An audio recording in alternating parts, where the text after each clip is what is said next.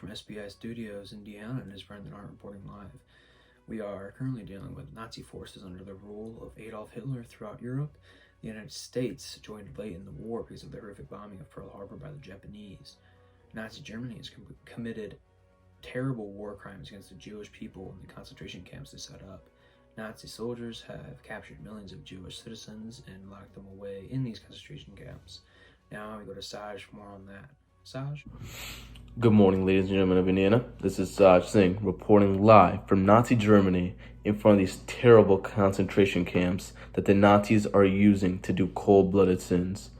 From what I'm seeing so far, these camps don't look pleasant whatsoever. Millions of European Jews are being captured and are treated worse than animals, as you can see the pictures right there. The term Holocaust was formed from the Greek terms holos, meaning whole, and katzos, meaning burned, to describe a sacrificial offering that was burned on an altar. Now, the term has acquired a different and negative meaning. Between 1933 and now, the German Nazi government organized an ideological and systemic repression and mass murder of millions of European Jews as well as others. During the 1930s, the primary goal of the first concentration camps was to arrest and threaten leaders of political, social, and cultural movements that the Nazis saw as a challenge to the regime's survival. Hundreds of thousands of people are tortured and murdered under the order of Nazi dictator Adolf Hitler at Auschwitz, the largest and deadliest of 6 dedicated camps. Families are being torn apart and separated from Nazi guards who take them to different camps all over Germany. Kids are forced to live under terrible conditions where food is rationed and sleep is dreamt about. The Holocaust is a true, clear picture of inhumanity. We now turn our attention to Brendan Arndt. Alright, Saj, thanks for that amazing story. And now we're moving to breaking news coming out of Japan. And we have Ian Rutanegwa reporting live on the scene. Ian? Good morning, everyone. I am Ian Rutanegwa, reporting live from Japan internment. Japan internment camps are the results from the World War II that is occurring.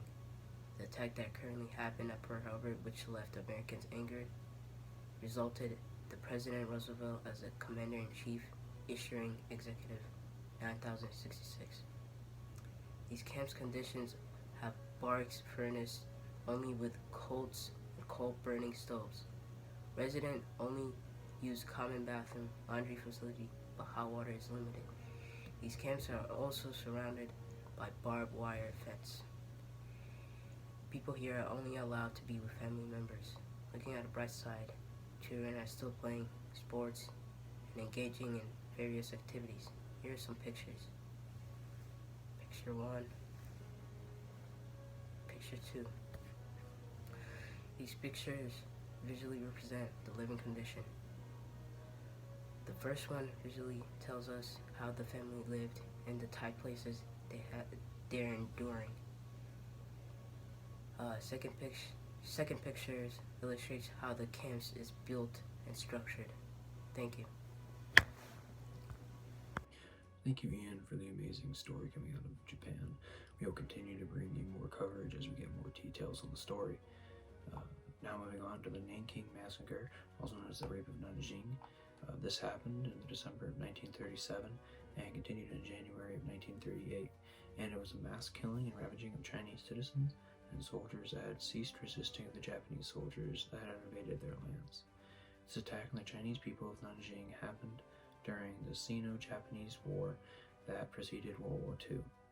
The number of Chinese killed is widely debated, but most estimates range from 100,000 to 300,000 men, women, and children during the Nanking Massacre.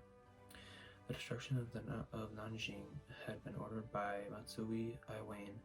Over the several weeks to come, the Japanese soldiers carried out Matsui's instructions and carried out several mass extinctions and raped tens of thousands of women.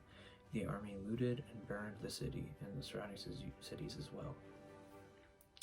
And some of the pictures you are about to see are disturbing. Viewer discretion is advised.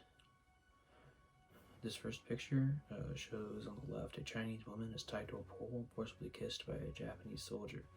On the right, elsewhere, a man is blindfolded and tied up.